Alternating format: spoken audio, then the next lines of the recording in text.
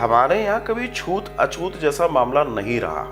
बहुत ध्यान दीजिएगा, कई लोग ने इसको बड़ा ना गलत तरीके से पेश किया है। अब मैं आपको बताता हूँ, और इस बात ये अब चूंकि बात आई है तो मैं आपको बताने का प्रयास कर रहा हूँ। कई ऐसे लोग हैं जिनका जात कर्म कुछ भी हो सकता है, लेकिन वो परम वैष्णव है। मैं आपसे क्या कहूँ, मैं एक ऐसे व्यक्ति, ऐसे परिवार को जानता हूँ जो जाति से हरिजन है, स्वीपर है, लेकिन आप बिलीव नहीं कर सकते उनके यहाँ लहसुन प्याज नहीं खपता। अब आप विचार करके देखिए, भ्रम फैलाया गया छूत और अछूत का। इसको समझिए है क्या।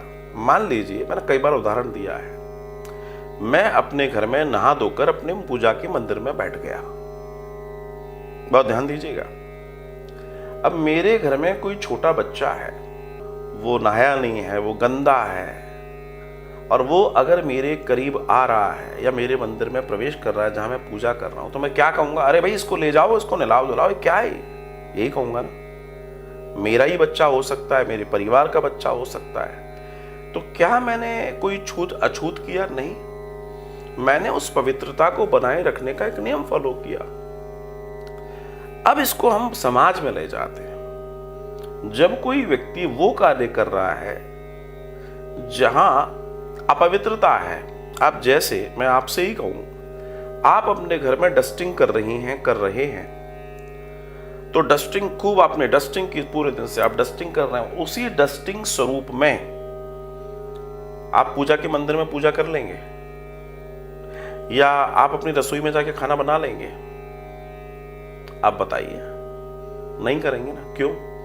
क्योंकि अभी आप अपवित्र हैं, अभी आप उस स्थिति में नहीं है जिस स्थिति के वो कार्य हैं, है ना?